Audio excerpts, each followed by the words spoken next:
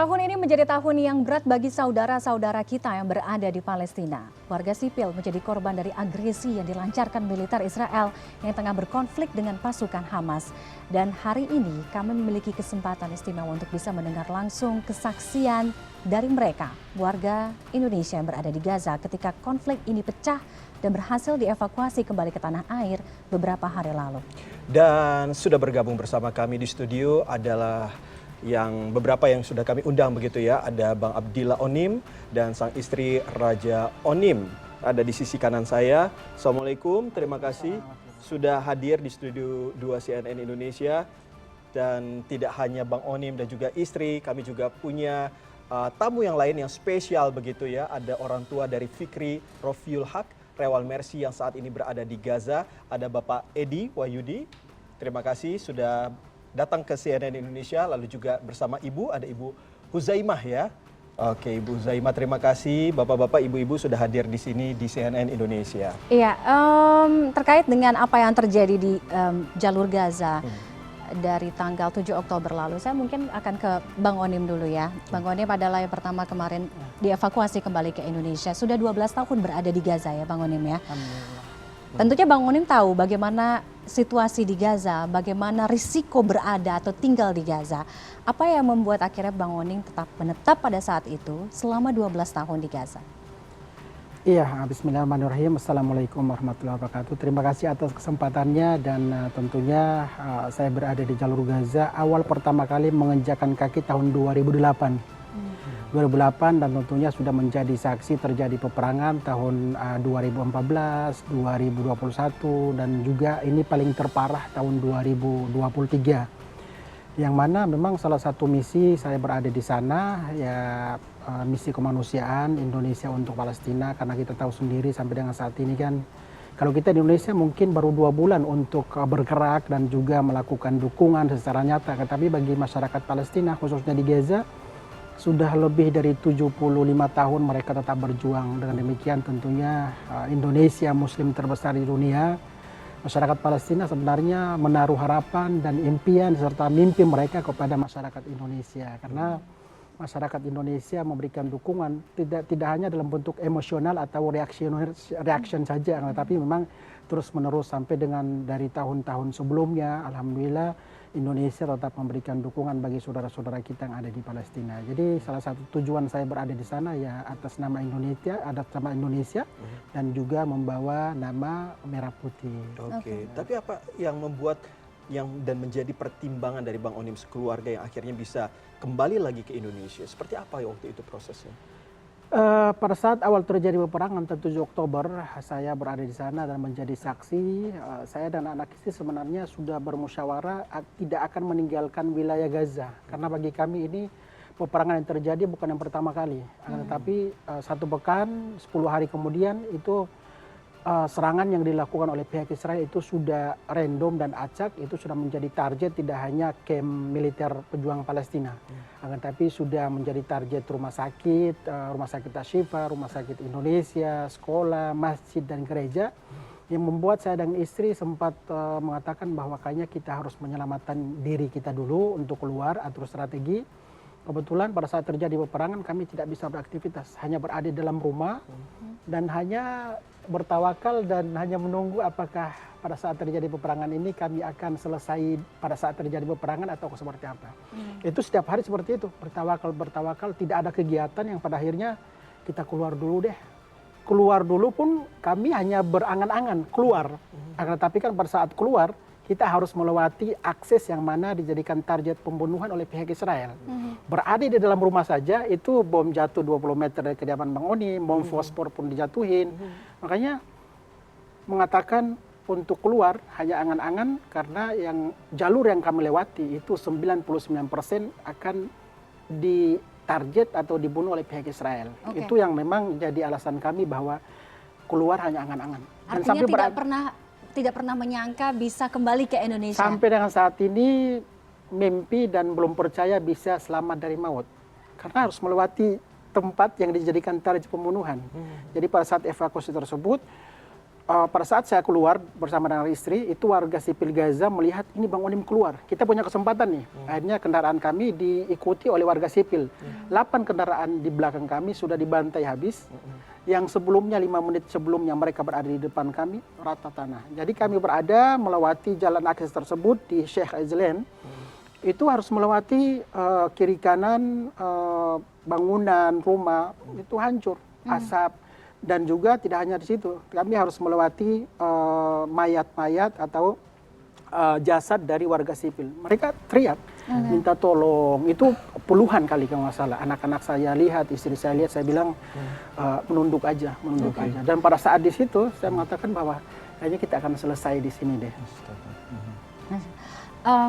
Istri, saya perhatikan berkaca-kaca melihat tayangan ini. Artinya setelah kembali ke Indonesia masih mengikuti pemberitaan ini.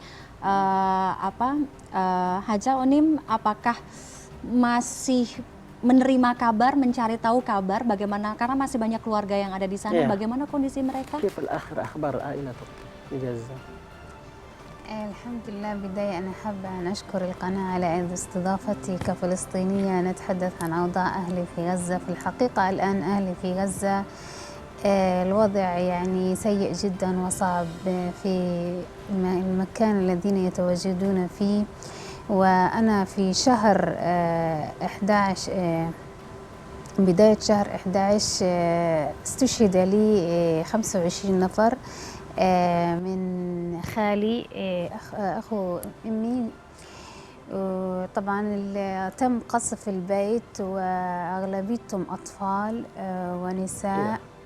Beliau menyampaikan, pertama berterima kasih sudah diundang ke sini. Yang kedua, seperti kita tahu sendiri situasi di Gaza masih parah dan beliau sampaikan sampai dengan saat ini sudah 26 orang lebih keluarganya sudah meninggal karena ditembak oleh pihak Israel, pamannya, terus ponakannya, dan juga ponakan mereka masih kecil-kecil. Kata beliau, itu pun dijadikan target pembunuhan oleh pihak Israel. Itu yang rumah mereka pun sudah dihancurkan oleh pihak Zionis Israel. Oke, terima kasih. Kita bisa merasakan ya, kita aja yang menonton bisa merasakan bagaimana kengerian yang terjadi di sana, tapi bagaimana dengan sosok Bang Onim dan juga keluarga dari istri dan lain sebagainya, bahkan ada yang sampai menjadi korban. Iya, saya akan ke Pak Edi dan juga Ibu. Mungkin ini karena sesama ibu ya, saya juga punya anak kan. Ketika kita membayangkan bahkan mendengar mengetahui kabar anak kita ada di tempat yang penuh dengan risiko, ya kan? Dan anak ibu Fikri memutuskan untuk tetap berada di Gaza, tidak mau dievakuasi untuk kembali ke Indonesia. Apa yang ibu katakan kepada Fikri pada saat itu? Fikri pada saat itu memutuskan, tidak Bu, saya tetap akan berada di sini. Terima kasih saya sudah diundang di sini ya. Waktu saya tanya Farid keluar, kakak gimana kakak? Saya yang sangat terenyuh dari Fikri. Masya Allah, dia sangat pedulinya sangat tinggi. Kakak, Umi, kalau kita bisa bermanfaat untuk orang lain, kenapa kita tidak bisa kenapa kita tidak lakukan? Seperti yang itu yang saya, oh iya ya, saya justru kadang belajar dari semangat anak saya yang luar biasa. Yang tadinya saya, ya wajar ya namanya ibu pengen gitu ya, subhanallah. Tapi dari situ saya belajar dari beliau. Subhanallah, ternyata tawakalnya kepada Allah, bahwasanya mati itu bukan masalah matinya, tapi bagaimana kita bisa posisi kita mati dalam keadaan baik. Kalau memang kita bisa bermanfaat, kata Fikri berulang dia katakan, kenapa kita tidak lakukan? Mudah-mudahan ini jalan yang terbaik, Mi. Insya Allah, saya yakin Fikri selamat gitu. Jadi saya mendukung.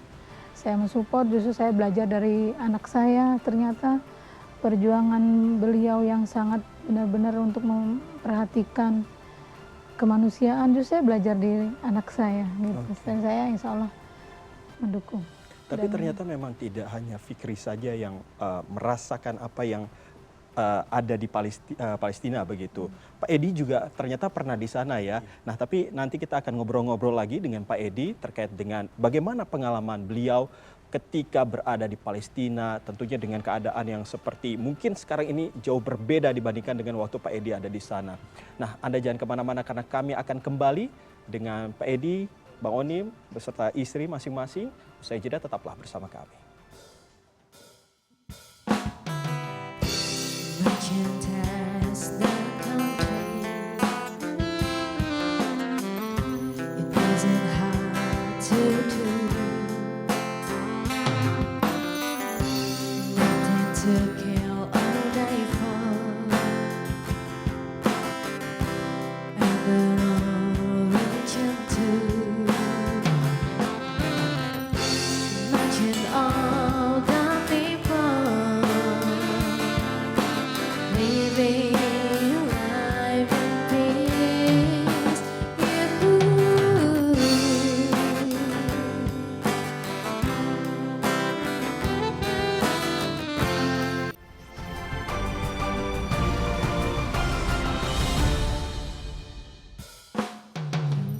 Inside tomorrow will be free. Outside tomorrow will be free. Outside tomorrow will be free.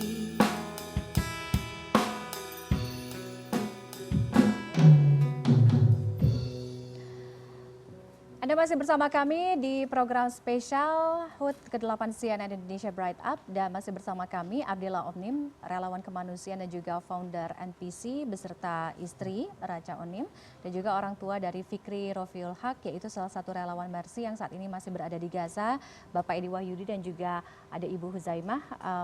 Kita masih akan kembali melanjutkan dialog bersama Bang Onim, istri Pak Edi dan juga Ibu ya. Oke, seperti yang tadi sempat terputus begitu terkait dengan Pak Edi. Nah, Pak Edi ini kan sebelumnya juga pernah ke Palestina. Itu Pak Edi sebagai apa, ngapain saja di sana dan berapa lama, Pak? Iya, Bismillahirrahmanirrahim. Terima kasih. Saya masuk ke Palestina itu Gaza awal tahun 2011. Di awal tahun 2011 itu kita coba survei untuk persiapan pembangunan rumah sakit Indonesia di jalur Gaza Palestina dan alhamdulillah pada tanggal 1 Mei 2011 itu kita mulai pembangunan rumah sakit Indonesia di jalur Gaza Palestina. Sampai akhirnya tahap pertama dari 2011 sampai 2016 kemudian beroperasi dan dalam perjalanannya ternyata pasien itu cukup panjang ya, tiap hari itu untuk rawat jalan antara 300 sampai 400 pasien. Jadi setiap hari itu tidak selesai sehingga yang sisanya itu dilimpahkan ke hari berikutnya. Sementara hari berikutnya dengan jumlah yang sama plus dengan sisa yang kemarin. Akhirnya semakin hari semakin panjang dan akhirnya kondisi ini membuat tim dari Medical Emergency Rescue Committee untuk Mercy untuk coba menginisiasi kembali menambah daya tampung dari Rumah Sakit Indonesia itu. 2019 alhamdulillah kita tambah 2 lantai kembali sehingga menjadi 5 lantai, 4 lantai ke atas dan 1 lantai basement.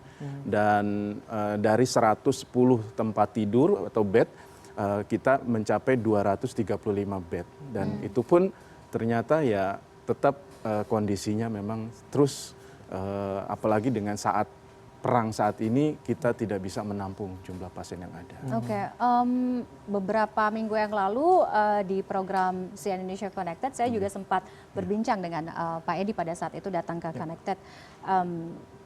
Pada saat itu kondisinya Rumah Sakit Indonesia belum hancur, belum ada serangan ke sana, tapi sekarang kondisinya sudah hancur. Dan pada saat itu ibu saya tanya ke Bapak, apa yang mau Bapak lakukan setelah ini? Apakah Bapak akan kembali ke Gaza? Pada saat itu jawabannya adalah iya, saya akan kembali ke Gaza, saya akan bangun lagi, lebih luas lagi rumah sakit Indonesia yang ada di sana. Insyaallah. Benar. Dengan kondisi apa yang terjadi saat ini, Iya.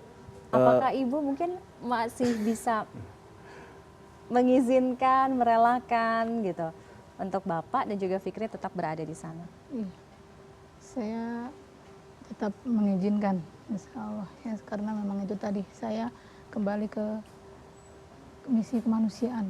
Kalau ngelihat Gaza kayaknya nggak ada kata-kata dah ya untuk kalau kita bisa nolong kenapa enggak gitu ya. Kalau sekali lagi urusan mati ya itu urusan yang di atas ya. Jangan kan yang di Gaza, di sini pun kalau udah waktunya gitu ya. Tapi insya Allah demi kemanusiaan semua suami atau anak saya Fikri, saya hanya berdoa dan saya yakin Allah akan lindungi. Itu aja. Butuh jiwa-jiwa yang besar begitu ya. Saya terharu juga dia ngelihat keluarga yang begitu saling menyayangi gitu, saling support Saling segala dukung, macam. ya. Tapi kalau misalnya berbicara soal komunikasi begitu, bapak sama ibu kan otomatis anak sedang jauh begitu di tempat yang memang sedang tidak baik-baik saja. Nah, komunikasinya seperti apa? Apakah tiap hari bisa komunikasi ke bapak mungkin Pak Edi? Ya, tidak bisa karena memang kondisi yang darurat itu lebih banyak daripada kondisi-kondisi yang terjalin komunikasi. Kami biasanya hanya sebatas memberikan salam gitu kan. Jadi misalkan kami mencoba mengkoneksikan antara saya dengan anak saya Fikri itu, Ananda Fikri. Jadi misalkan saya bilang assalamualaikum gitu karena kami Muslim ya.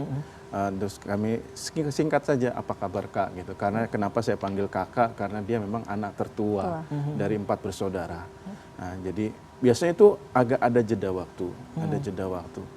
Kadang sehari gitu kan. Tapi yang memang kita lost kontak itu memang betul-betul lost kontak itu betul-betul parah itu sampai pernah terjadi hampir 20 hari lebih ya. Kami betul-betul lost kontak dan kami udah ya uminya atau ibunya juga mencoba mencari tahu untuk kepada saya gimana Fikri dan sebagainya. Saya bilang ya udah pasrah aja gitu kan. Ya mudah-mudahan yang terbaik yang dilakukan gitu. Terakhir kali kontak dengan Fikri kapan Pak Edi? Terakhir kali kontak itu kemarin malam.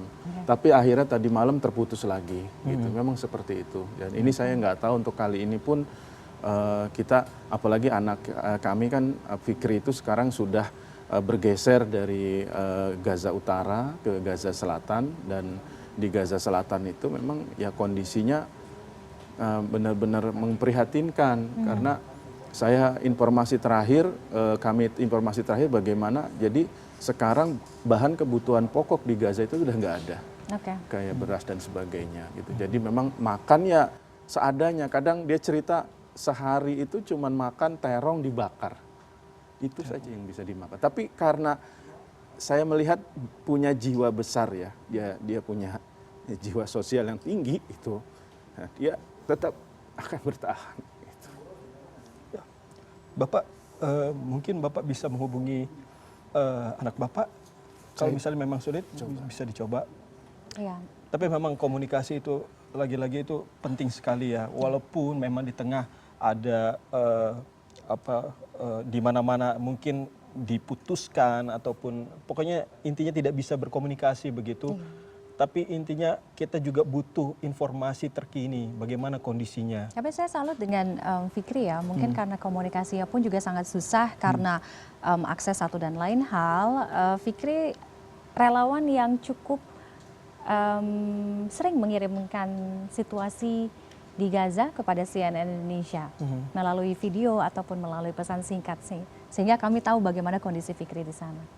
Tidak berhasil. Oke, baik.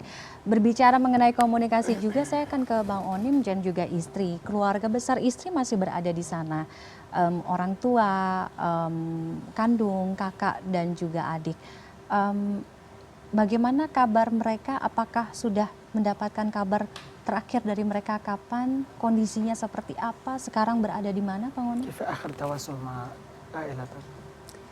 الحمد لله يعني أهلي كويسين الحمد لله بخير بس رغم يعني إنهم الحمد لله إنهم صامدين حتى أنا تواصلت معهم إنهم يلجأوا للجنوب فقالوا لا إحنا صامدين وثابتين مش حنطلع من بيوتنا لأنه حتى لو إنه إحنا خرجوا من الشمال للجنوب حيتم قصف بنتقلوا من الشمال للجنوب لأنه فيش مكان آمن في قطاع غزة يعني الخوف والقلق دائما موجود هناك في قطاع غزة حتى أنا يعني لا أستطيع التواصل معهم إلا قليل جدا بسبب قطع الاتصال. Jadi memang istri saya ini, ibu mertua saya tinggalnya di Jabalia Gaza bagian utara. Itu akses komunikasinya itu hampir tidak ada sama sekali. Sudah 2 minggu usbu'ain ya. Sudah 2 minggu tidak ada akses komunikasi. Beliau katakan bahwa alhamdulillah insya Allah mereka sehat walafiat dan mereka tetap berkomitmen untuk tetap berada di dalam rumah mereka. Apapun yang terjadi mereka tidak akan keluar dari rumah. Kalaupun mereka keluar dari rumah kan mereka harus melewati akses di Salahuddin Street, itu dijadikan target penembakan oleh pihak Israel kan. Tank Merkava sudah standby di sana, sniper sudah standby di sana. Jadi pada saat mereka kalau contohnya mau berusaha keluar dari Gaza Utara ke Gaza Selatan, itu bakalan meninggal ditembak oleh pihak Israel di Salahuddin Street tersebut. Oke. Istri Bang Onim adalah asli dari Palestina. Apa yang dibayangkan ketika harus meninggalkan keluarga besar di sana, orang tua, kakak, adik, kembali ikut bersama suami dan juga anak-anak ke Indonesia dengan segala risiko, bahkan risiko terburuk di sana? كيف تشعر تسافر أو تخرج من غزة لإندونيسيا وأهلك موجود في غزة وأنت تعرف كيف الأخبار في غزة ولازم تسافر إلى إندونيسيا مع زوجتك؟ في الحقيقة أنا لما خرجت من غزة خرجنا رغم أنفنا، يعني ما كنا بدنا نخرج من غزة، حتى يعني خرجنا آخر يعني وفد يعني من غزة، لأنه كان نفسي أضلني في غزة، ولكن الوضع تصاعد كثير. حتى لما اجيت أنا أخرج يعني فقلت يعني بيني وبين نفسي لعل أنا أكون رائحة من أهلي، حتى لو اليوم الإسرائيليين يعني طاغوا طبعا، يعني ما في أمل.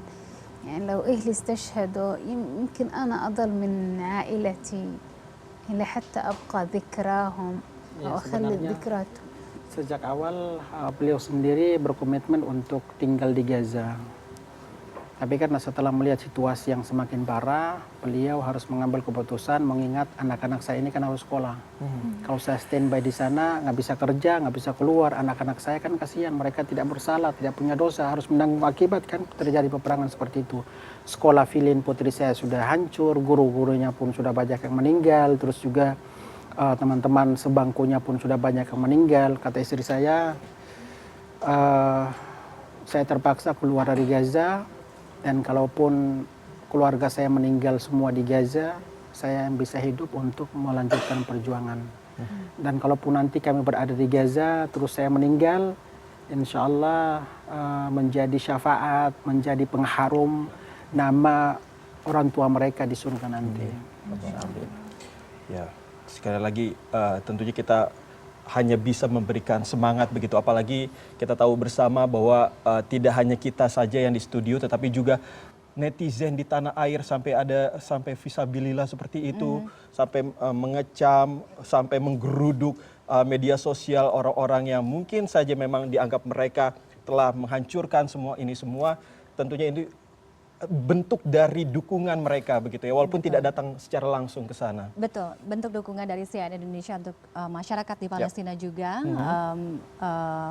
Kita sangat prihatin dengan krisis kemanusiaan yang terjadi di Gaza, di Palestina, dan kita terus berharap ada yang terbaik ya untuk masyarakat di Gaza, di Palestina. Sebelum terakhir mungkin Pak Edi dan juga Bang Onim, ibu-ibu gitu ya, mungkin saya ingin mendengar bagaimana suara dari warga Palestina, warga Gaza saat ini yang perlu didengar suaranya oleh masyarakat, tidak hanya masyarakat Indonesia, tapi juga masyarakat dunia untuk bisa menghentikan perang yang terjadi di sana.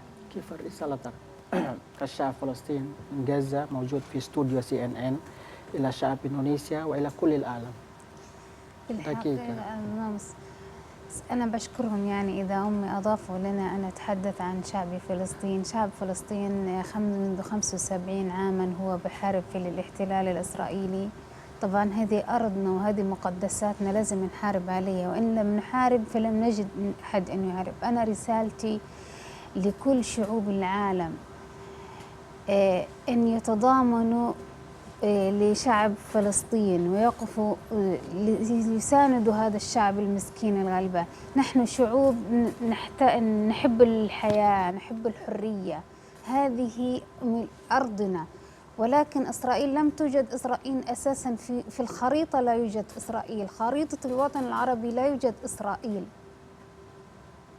ولكن هم اغتصبوا أرضنا. ونحن أنا أريد يعني أوجه رسالة لشعب أندونيسيا. في الحقيقة شعب أندونيسيا شعب عظيم، وأنا دائما أتابع أخباره، دائما يتضامن لأهلنا في فلسطين، ودائما يعني يسانده من تقريبا من الحرب 2009. أول مستشفى وجدت في غزة، مستشفى إندونيسية، وهي مستشفى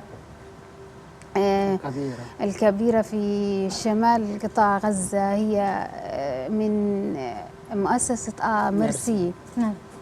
هي جاءت طبعا والله صراحة نحن نحتاج مساعدات. أنا اليوم أقول نحن لا نريد مساعدات، نريد جيش يحرر الأقصى، نريد إمدادات عسكرية حتى تحرر الأقصى. فلسطين فيها خيرات كثيرة. فلسطين نحن نصنع اليوم من بظل هذه الظروف الصعبة نصنع حياة. الفلسطينيين نفسهم يصنعون الحياة. يوجد طحين، يعني خيرات، يعني لا أدري ماذا أقول. Hayakallah. Beliau sampaikan bahwa sebelum tahun 1917 tidak ada yang namanya Israel di Palestina, tidak ada yang namanya peta Israel di Palestina sebelum tahun 1917. Nah, sampai dengan saat ini sebagian dari wilayah Palestina sudah dirampas oleh pihak Israel. Beliau atas nama masyarakat Palestina menyampaikan bahwa kami tidak butuh bantuan. Kami membutuhkan, jika Indonesia atau negara lain serius memberikan dukungan kepada Palestina, kirim militer untuk bersama dengan pejuang Palestina. Itu salah satu dukungan luar biasa. Yang pertama. Yang kedua, mereka tidak butuh bantuan, tapi mereka hanya membutuhkan dukungan moral, mengangkat kedua tangan, meminta kepada Allah Subhanahu wa taala diberikan kekuatan dan ketabahan kepada saudara-saudara yang ada di Palestina. Masyarakat Indonesia dengan luar biasa baiknya, dermawannya, cintanya terhadap masyarakat Palestina, sehingga bisa membangun sebuah simbol persahabatan Indonesia dan Palestina, yaitu Rumah Sakit Indonesia. Yang kehadiran Rumah Sakit Indonesia tersebut atas inisiasi dari teman-teman Mercy luar biasa, membantu banget saudara-saudara yang ada di jalur Gaza. Beliau atas nama masyarakat Palestina mengucapkan terima kasih kepada masyarakat Indonesia, pemerintah Indonesia atas dukungan kepada saudara-saudara yang ada di Palestina. Baik. Dan tentunya Indonesia juga terus melakukan apapun caranya ya untuk bisa membuat Palestina ini akhirnya bisa merdeka, begitu yang diwakilkan oleh Bu Retno Marsudi seperti yang kita saksikan biasanya bersama-sama. Baik, Pak Edi dan juga Ibu, jika kita berharap Fikri juga bisa memberikan suaranya, tapi jika Fikri melihat Bapak dan Ibu hadir hari ini, apa yang ingin Pak Edi dan Ibu sampaikan kepada Fikri? Ya, yang pertama mungkin kami ingin menyambung apa yang pernah disampaikan oleh Fikri pada kami, bahwa masyarakat Indonesia, mohon maaf, masyarakat Palestina di sana berharap agar Rumah Sakit Indonesia itu kembali berfungsi untuk beroperasi kembali. Karena memang saya sendiri sebagai set manager pembangunan Rumah Sakit Indonesia di sana juga betul-betul merasa kehilangan ya dengan apa yang kami bangun, dan akhirnya pihak Israel tidak menggubris bahwa sebenarnya rumah sakit itu sendiri adalah sebagai sesuatu bangunan yang netral.